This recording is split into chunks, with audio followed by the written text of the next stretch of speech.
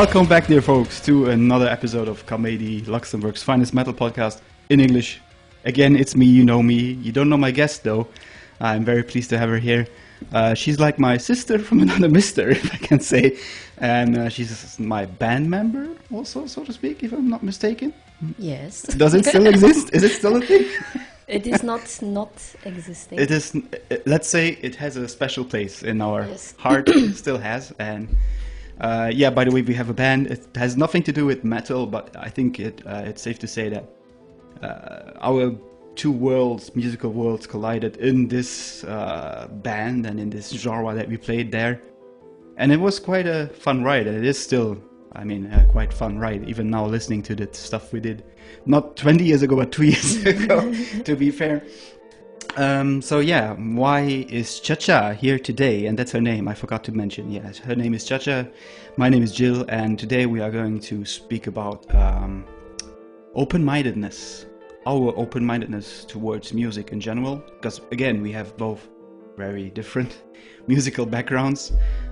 Maybe you remember the episode called Similarities, where I had Sean, my dearest brother-in-law, who was here. And yeah, so today we want to trace back a bit and see what similarities / open-mindedness we went through with this project that is actually called Lente, so that's the band name.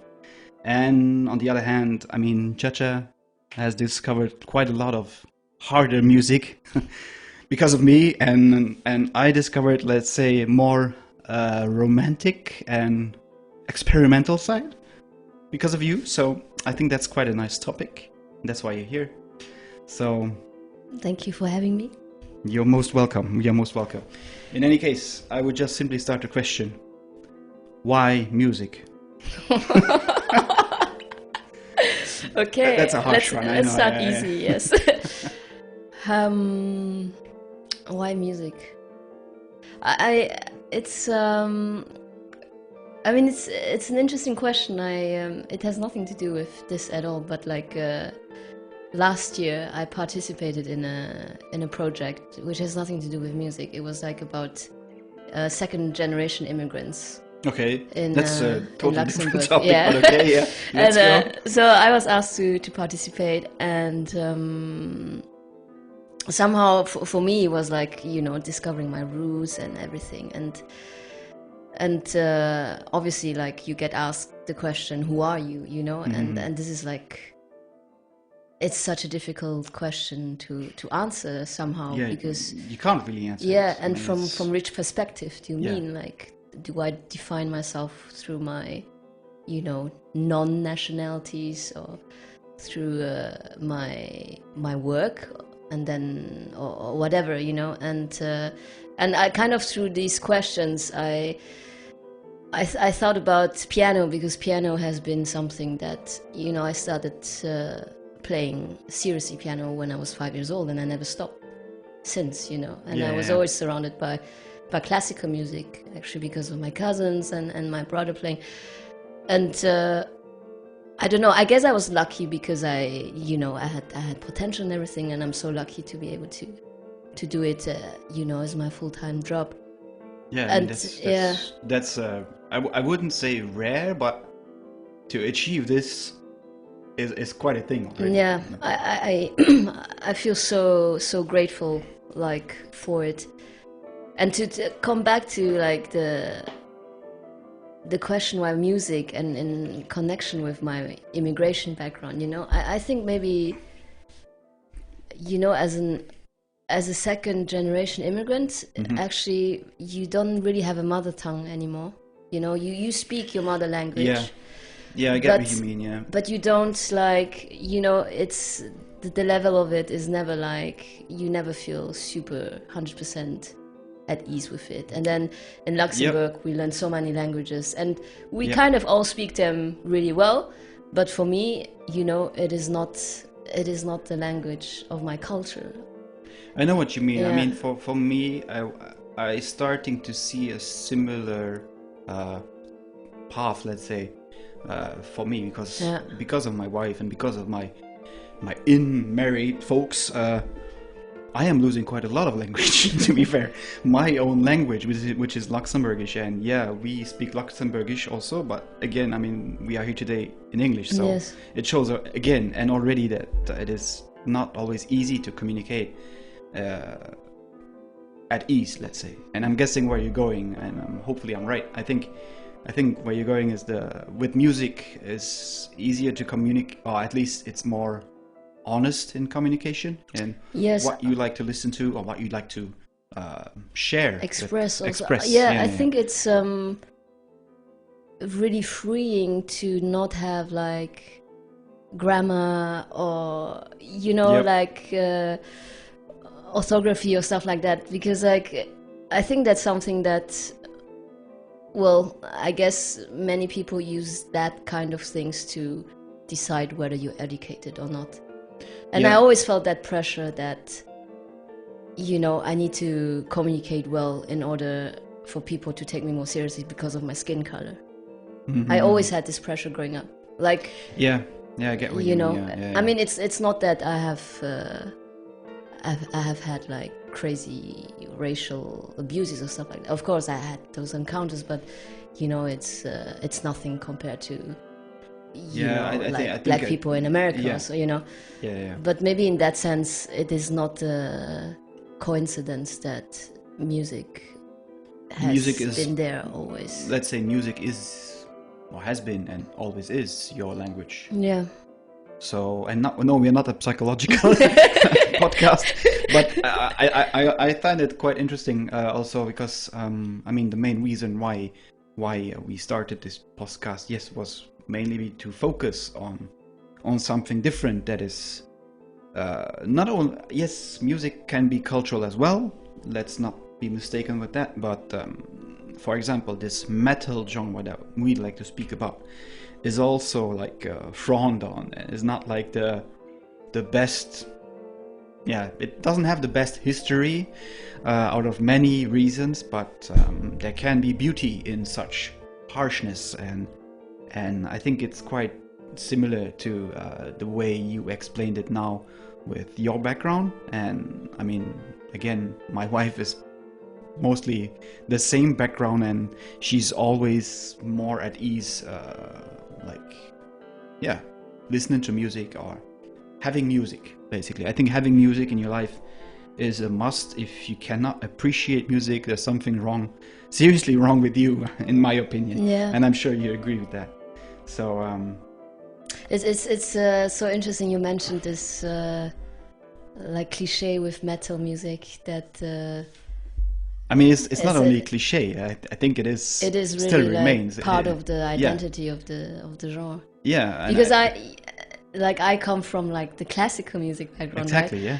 Which is like really the extreme end of and I think it's sad that it has that cliche, but it's like more, I think it's linked with education, and it is definitely, and yeah. mostly I think now not that much anymore, but it was something that you need to have some kind of privileges to have access to.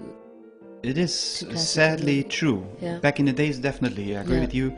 It's much easier nowadays to actually discover your musical ideas or musical taste earlier, because we are all the time we are exposed to music. Yes. Not necessarily to the hard music, because it's still, like, again, frowned on by many radio stations if it's local or international.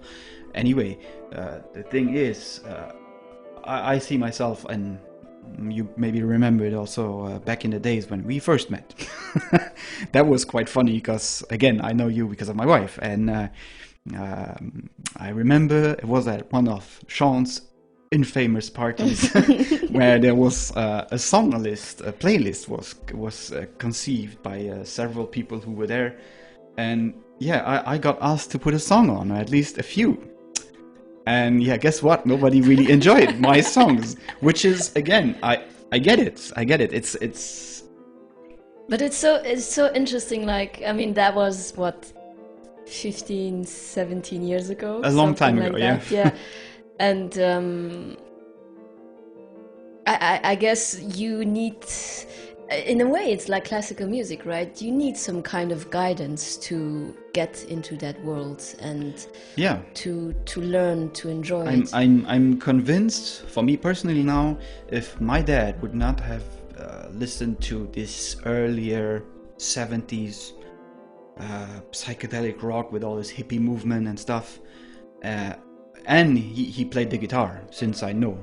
So I'm sure if I would not have had that, I would have definitely fallen for a different musical genre, or maybe even instrument. Yeah.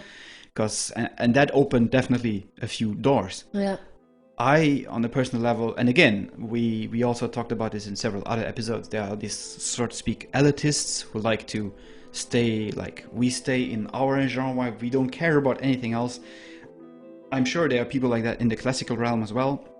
I know a few actually, and it's the same with metal guys who like to, for example, listen only to black metal. It has to be from 1990 to 1995 to be Like purist. the purest and the Yeah. most evilest thing that has ever been written. Yeah. And that's where I But say, that's already more like a kind of a religion. yeah, it's no? more like a cult, let's say. Yeah. And again, I mean, I wouldn't say my open-mindedness developed. I think I always had an open ear towards different kinds of music, but I personally, For me, you are like one of the most open-minded person I know. thank you very much. Yeah. Well, we have that on tape. I'm very proud of that. But not even just in music. Like I think whenever I talk to you, or like the way you go through life, I feel like Thank you very much. honestly, that's, I'm super honored to hear that. No, I'm I not, really appreciate I'll that start to about cry you. soon. Live. I Yeah, mean, and it's really nice because it's when you are with positive people, like it you get inspired by that, so it's really nice. And I think for us it was vice versa. And then again, this project that we had showed that okay, we may come from two different cultures, as you said earlier, two different growing ups also, Yeah. so to speak. It certainly had an impact on my musical taste as well as for you. And then yet we met after so many years. We met somewhere in the middle, and we somehow decided to do music together. Yeah, and it was- we did not even decide anything. We just had it was by a rush. accident, actually. like it was like a Yeah, sugar it rush. was- It yeah. just came and stuff happened. It was awesome, and I'm super proud of what we did back then. And yeah, I'm still a bit let's say There's a certain nostalgia, I think. already. for Yeah. that, yeah. Yeah. I mean, it doesn't feel like it's finished, but I think it's this nostalgia because we know that how we felt back then. Yeah, I Probably think, yeah. that was something really unique. I think so. I think the feeling gave we got more out of the feelings we went through this period than the actual music. But Yeah. the music was definitely an outcome, and there was something at the end that we could show. But as you say, I don't remember necessarily the music itself, but the way was the we process. handled this weird situation Yeah. in less than 3 months, and I mean that it was crazy. I mean, to say the easy, it was basically super crazy. I wasn't sleeping anymore. I was just Yeah, like going to work, and at work I was like, I wish I could just go home now and Yeah, same. just open what you just sent me. And then doing work, I see that you just send me new things. I'm like, I can't do it now, and then I don't sleep, and It's not a healthy life. well, I guess it's good that we couldn't like keep it up, I guess. No, I mean, it came. I wouldn't say it came to a closure, but I think the sugar rush basically ended, and we just found out that okay, it is still a thing. I still appreciate it very much. I still think about writing stuff for it, and I am. Still, musically, I'm still there, and I know what kind of thing we could take out of this project. And then again, I think that shows like this open-mindedness towards each other also. That we are like, okay, let's say for example, 10 p.m. or sometimes for your case it's 1 a.m. in the morning that you get a text, can you send me this please, I have an idea, and then you don't question it. It's just okay, you do whatever. I think it's a trust, really a serious trust we had, or we still have, and that helped a lot, not only with the musical stuff, but also I think it fortified our friendship that we had even more than before. So that for that I'm very grateful as well. Yeah, we were bonding on a level that wasn't there before at all, you know. Because again, I mean, you as a classically trained pianist, and you work as a piano teacher, and I'm not working as a musician, and I've never played in a band. Same for you. It was just this feeling and this overall understanding of this is happening now. I wouldn't say we didn't care about what we were doing, but somehow we knew that this thing was both of our worlds just mixed up, they collided together, and then we knew whatever is coming out there, if it's good or not, we don't give a shit, but it will be stuff that we made. Yeah. I think, and it was with pure heart. It was, and it still is. I mean, it's crazy. And then we are very nostalgic here, as you can tell. So, I mean, it shows again this open-mindedness, not only between the two of us, but then that these two genres.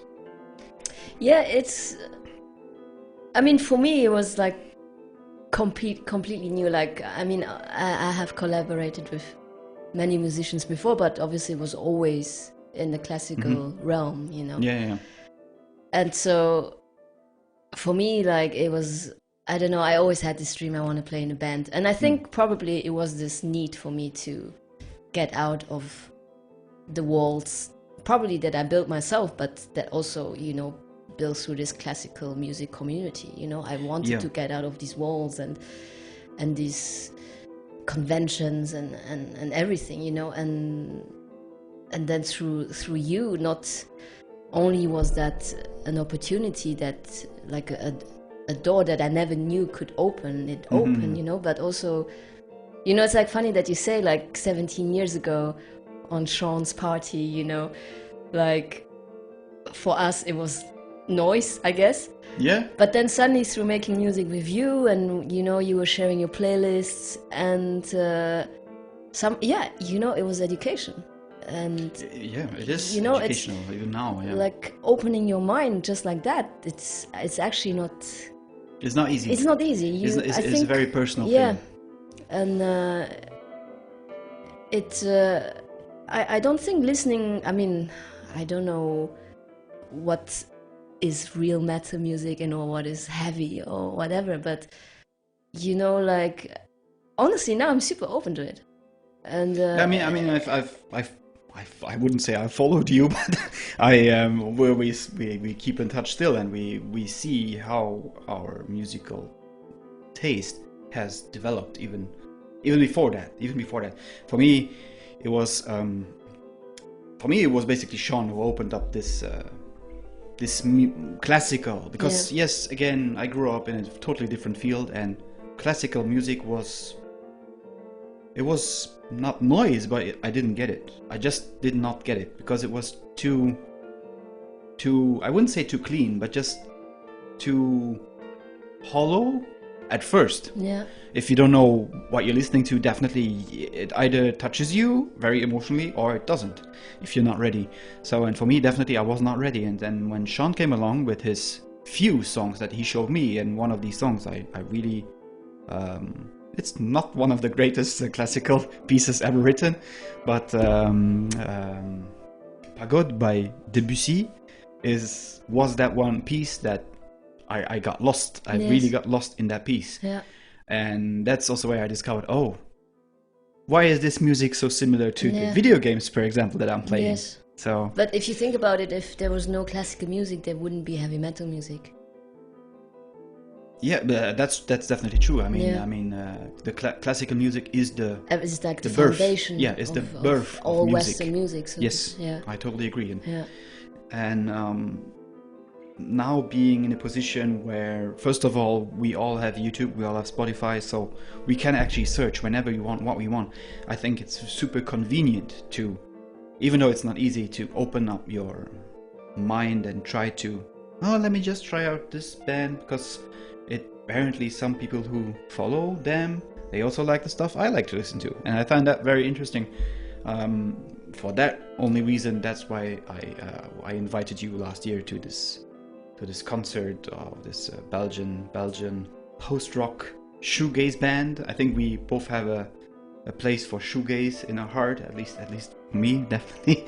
I think that concert probably planted a seed that was important for Lente later. Yeah. I mean, for our project, definitely. Yeah. I saw you on the concert just glaring and staring at the stage and the woman.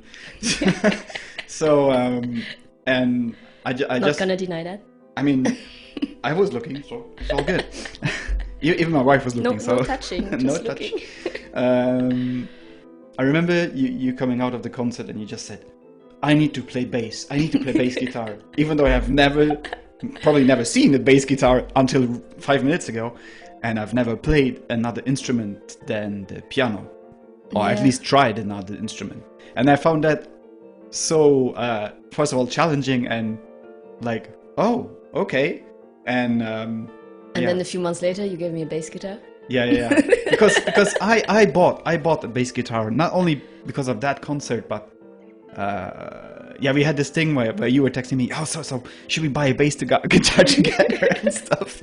Because I play guitar. I wouldn't say I'm the best guitar player, definitely not. But you're good. He's good. Thank you. But I was never really sure if I could play the bass, because I like to play around with 6 strings or even 7 strings nowadays.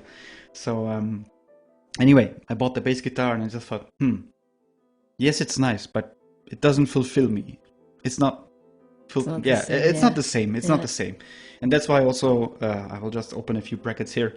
Bass players are always frowned upon in metal bands. I don't know why, but that's a cliche. Yeah. Interesting. Yeah. We apparently we always forget the bass player. Okay. That's like a thing. Yeah. I don't know why. But I gave Chia Chia the bass, and so this whole Lente project just came around the corner, crushing us into little pieces, and that's one of the reasons why I wanted you for this particular topic, this open-mindedness and going through musical development and education, as you said. I think is the best word to explain what went through our ears back then.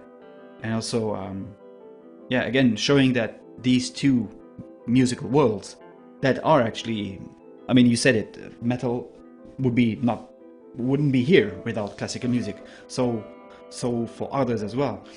But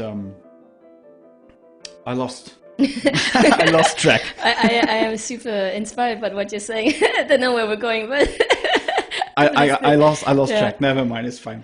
But that concert, like I mean, for me, it's, when I go to a concert, it's like in a concert hall, where people are seating and they don't jump around. And also, it's classical music is acoustic music, it's just acoustic. And like, I think it was at the Rotonde, yes. And I don't know, like the sounds, it was something that I've never heard. And it just opened up this new range of colors, Mm-hmm. And then when we started making music together, and obviously you came with, like your influences and the shoegazing, and that's it's amazing, because in a way it's like the approach to music is always the same, you do it with so much care and love and passion, and at the end of the day, actually, we're all doing the same thing, and we're all trying to just to feel fulfilled and touch people, right? Yeah, I agree on that. And I lost track earlier, but I got my sentences back. So the thing what I actually wanted to say, and I will not interrupt your beautiful speech there, but we have so many,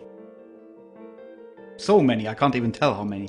We have so many symphonic, classical inspired metal bands out there.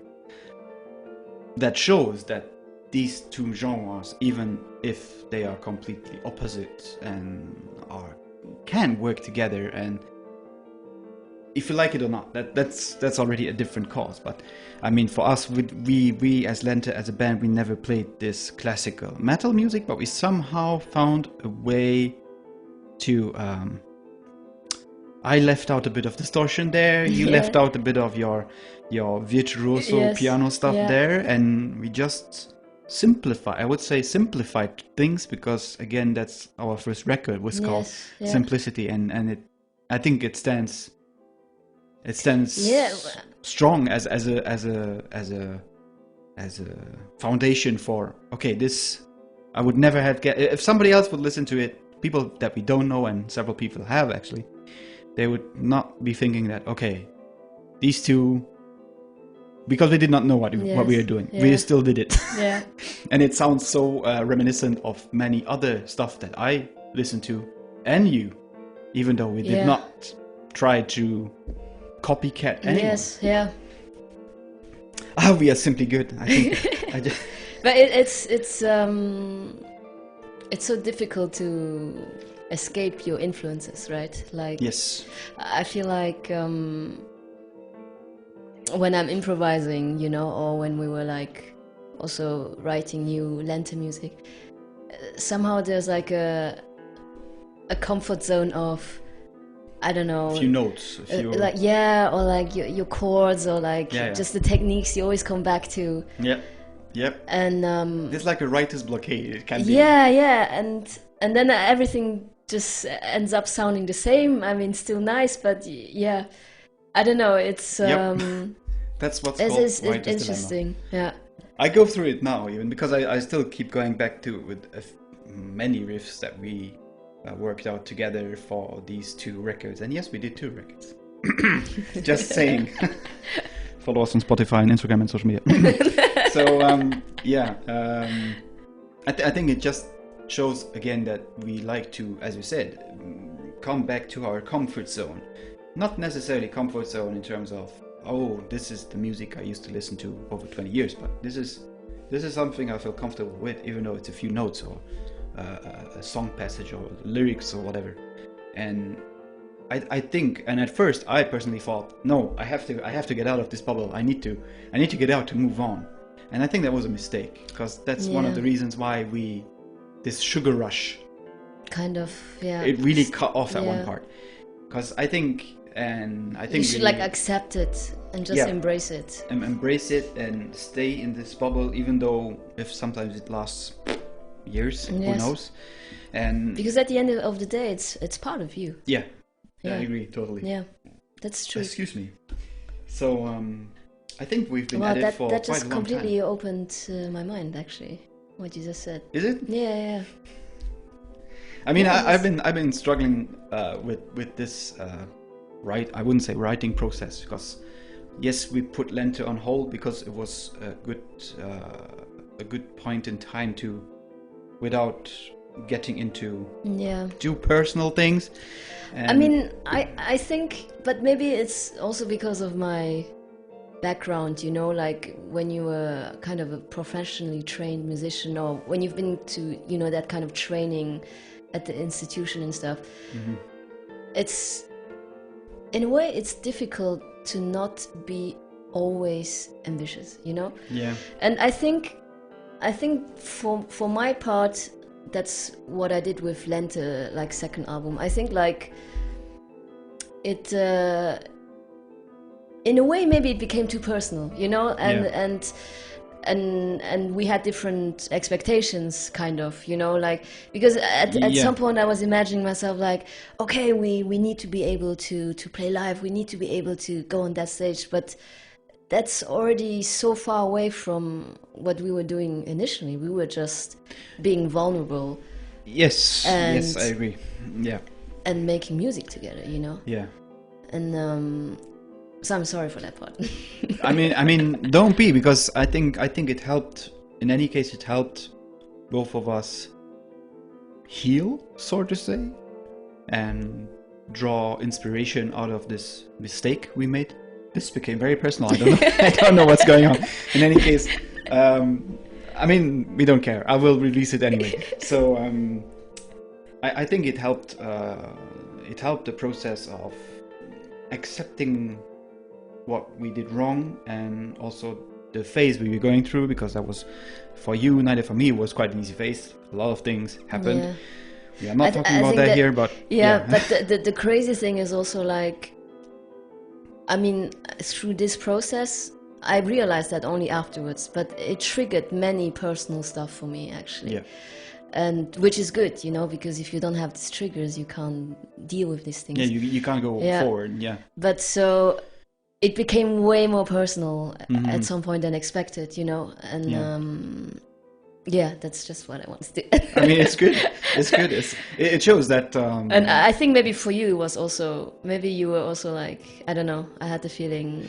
I mean, was I disappointed? Yes and no, if that's the question. I'm sure that was the question. I was disappointed that we put it on hold, and yet I agree now, because I continued writing stuff. I think this episode should called "Why is Lent on Hold?" Yeah, I mean, the question that everyone has been asking, right? The question, no, our, I think, our million fans have been. I think the main question will be, whoever will be listening to these several minutes will be, I'm not sure, did I click on the right podcast? This has nothing to do with metal. But trust me, folks, it has, because I'm sure that many people out there have gone through this stage of conflict and healing process, and accepting that something went wrong, or some things definitely went right. I personally, again, I made the mistake, I wouldn't say after Lente, but after this whole stuff, I thought, damn, I can write music. I should write more music. And I went for it, and I actually wrote quite a few things. I am happy with one song of all of these, really happy with one only song.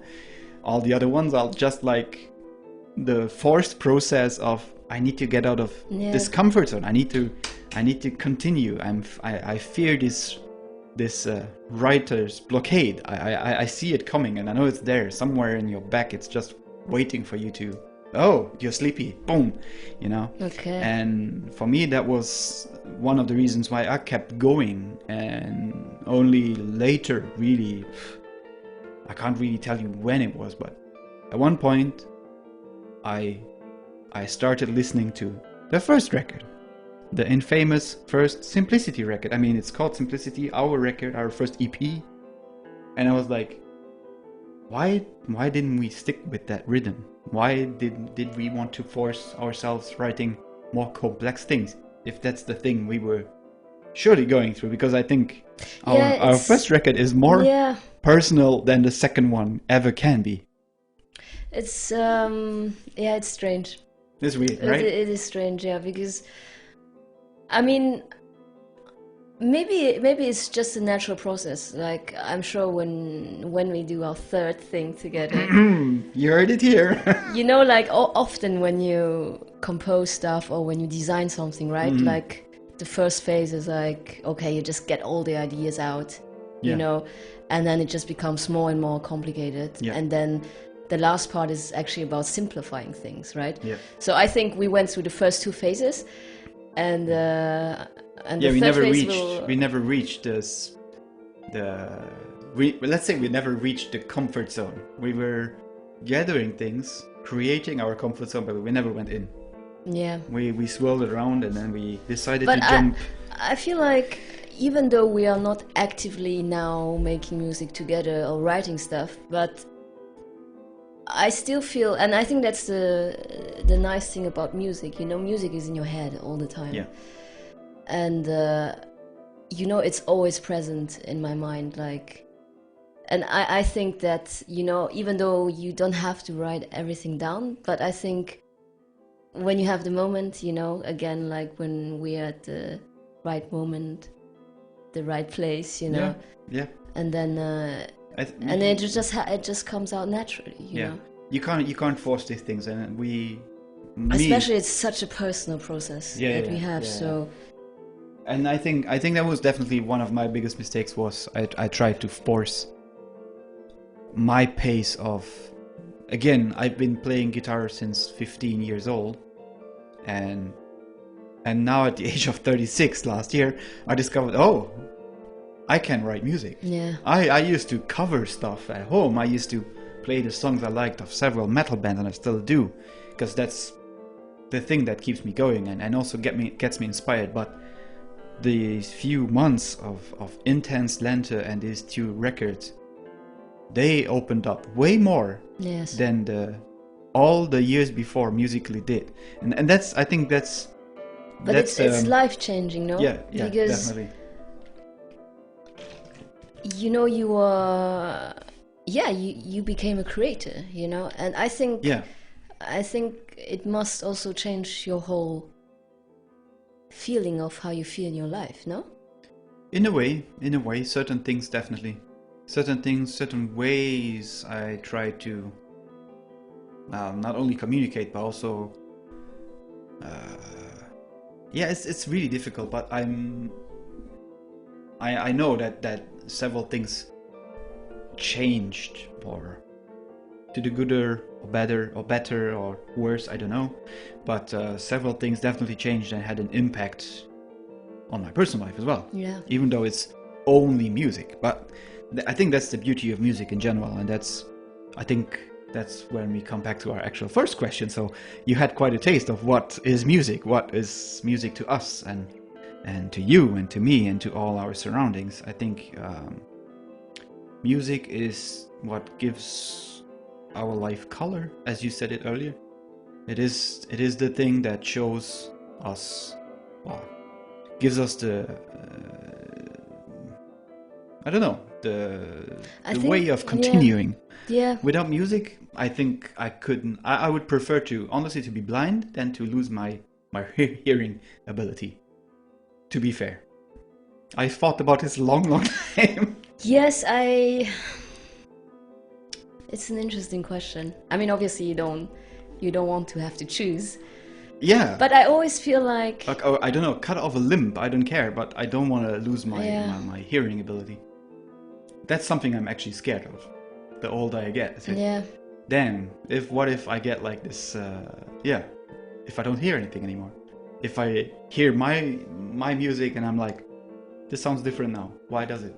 Is it because, again, we develop, we change, our styles adapt, our preferences adapt or change, or will I still appreciate metal music? Definitely yes. Will I appreciate classical music more in the future? Maybe yes, I don't know. It's really it has to be, again, as you said, it has to be the right time and the right spot, and then it feels right. Only then it feels right. Yeah. Yeah, we are daydreaming here, amen but to that. anyway, I think we will just go in circles anyway. We had quite a nice talk, I would say. Yes.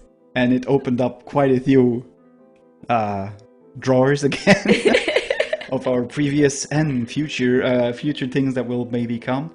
In any case, I hope you out there had an in-view in first of all, what we like to listen to, because definitely, as you can tell, we come from 2 different worlds. Is quite easy to say. And thanks so much for being my guest today. Thank you so much for having me. And you guys out there, listen to all kinds of music. Don't just go with cliches, I would say. Don't listen to the radio. Yeah. I think on that note, we hit the stop button. Don't listen to the radio. But in any case, thanks so much for listening, and see you guys soon.